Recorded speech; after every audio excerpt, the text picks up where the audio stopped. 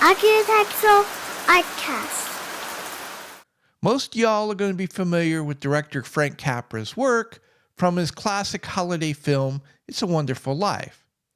But there's another little gem of a film that he directed that I think is well worth a watch. When Capra teamed up with Gary Cooper in Mr. Deeds Goes to Town. And man, oh man, is that movie's themes relevant today. Frank Capra is just sentimental drivel. America was never like that. No shit. That's why they call it a myth. It's an ideal, something to aspire to. I'll come back to you cynics a little later. Gary Cooper is one of my favorite actors from Hollywood's golden era. Cooper suffered from stage fright his entire career. Every time the director would shout, "Action!" and the cameras would start to roll, Cooper would freeze up, become stiff and awkward. He would stammer and stutter as he struggled to remember his lines. But on film, he came off as having the earnest sincerity of a man who struggled to express himself. He represented the quintessential rural American man. Growing up, I knew so many old-time farmers who were exactly like Cooper's portrayal. Taciturn and laconic, reluctant to speak, and when they did, they spoke slowly, as if they were chewing every single word thoroughly before they spit it out.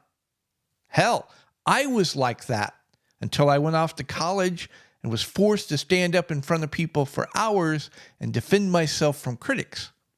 Hey, it's not my fault a monster got unleashed on the world. The story of Mr. Deeds Goes to Town is pretty simple. Longfellow Deeds lives in small-town America. One day, lawyers and publicists from New York City show up on his doorstep. They announce that his long-lost uncle has passed away, leaving him a fortune worth today just shy of $500 million, that's with a B, dollars.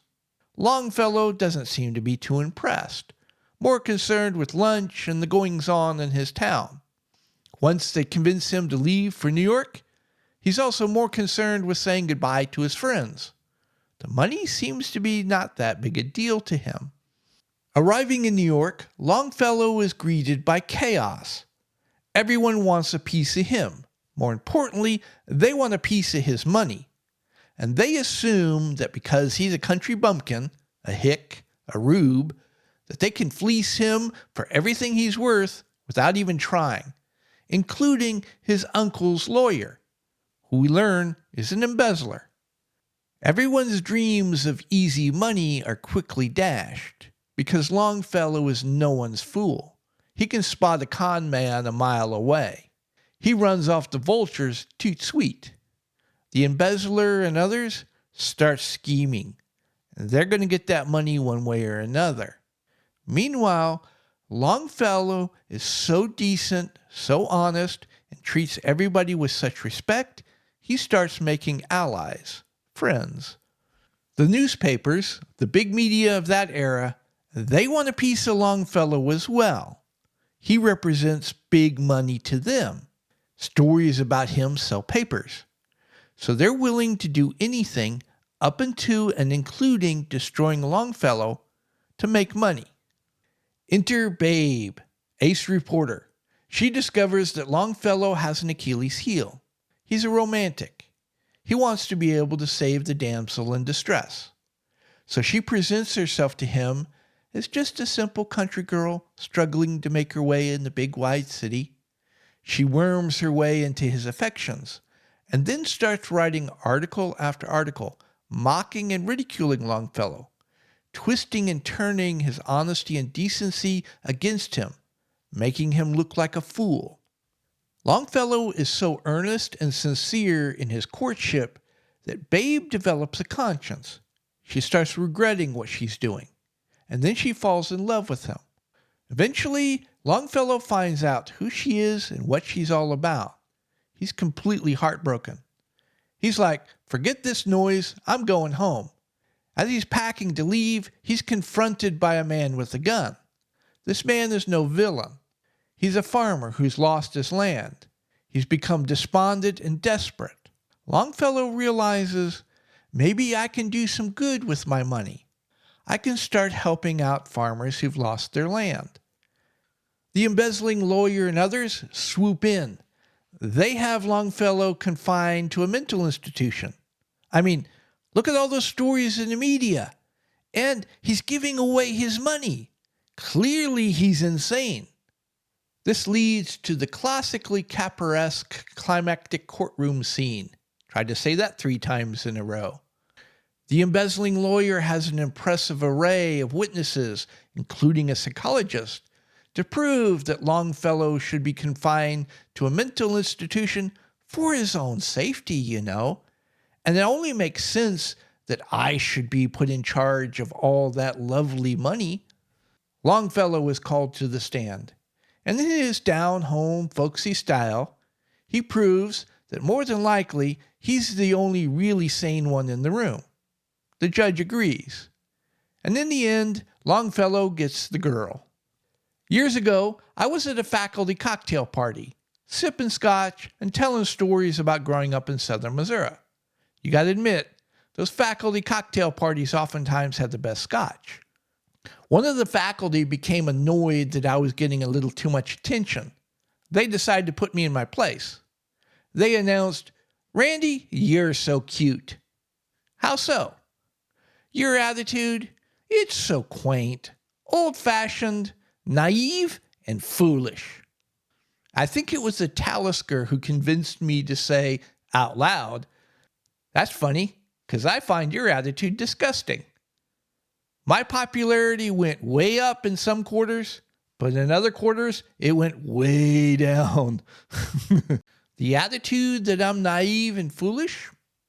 That's nothing new since I left southern Missouri. More than once, not long after I've made a new friend, they sit me down to explain to me the error of my ways. "Randy, being trusting, honest, and open, that might work in your hometown, but out here in the big world, that don't fly.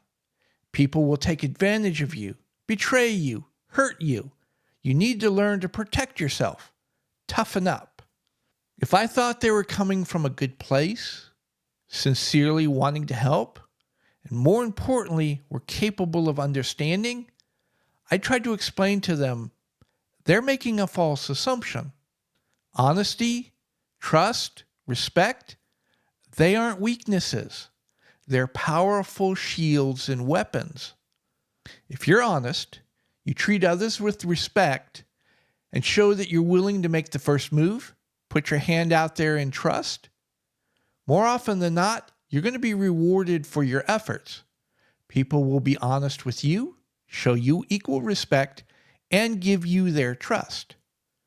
Honesty, respect, trust, otherwise known as decency, these are the foundations of moral authority. And it becomes a feedback loop. The more you act in an honest, respectful, decent manner, the more people are going to respect you, the more moral authority you can claim. This is the shield. Now let's talk about the weapon. It's always at this point I would ask my well-meaning friend, "You don't think that there are people in southern Missouri who aren't willing to take advantage of people, betray them, backstab? Why do you think they hesitate?" And I'd ask, "You know me, right? What do you think would happen if somebody took advantage of my trust, betrayed me, stabbed me in the back?" I don't know about y'all, but I just soon know sooner than later if somebody sees my trust as an opportunity. Frank Capra understood these concepts all too well, but he also understood that the jaded and cynical, they don't like the decent. It's a mirror reflecting back at them their shortcomings. They judge themselves and find themselves wanting. But instead of addressing their own shortcomings, they lash out against the one who makes them see their own shortcomings. They seek to rend, destroy. There is a part of this movie that is completely unbelievable. A reporter with a conscience? I know this is make-believe, but come on. The more things change, the more they stay the same. This movie came out in 1936, almost 90 years ago. The media hasn't changed. They're still willing to misrepresent, manipulate, twist, lie, destroy lives, all in the name of their agenda. And once you get past all the virtue signaling, 9 times out of 10, that agenda is nothing more than making money. The symbolism of that final courtroom scene is still relevant today. The political class, the bureaucratic class, academia, the establishment, they're all lined up in opposition to Longfellow Deeds, who represents the ordinary citizen. The establishment, they aren't very happy with Mr. Deeds. His decency gives him moral authority. His money gives him influence. He has a great deal of soft power. Longfellow had become a threat. But if they're going to take his money and his freedom, they first need to destroy his moral authority. The problem with corruption, though, you have to use corrupt people. People by definition who don't have any moral authority. You could make the argument the only reason why the judge ruled that Longfellow Deeds was sane, he was afraid of the consequences. You don't mess with soft power. Sappy, sentimental movie, my ass. At any rate, I hope I've given you all something to think about, and until next time, you all be safe. If you all are still here, I really appreciate it.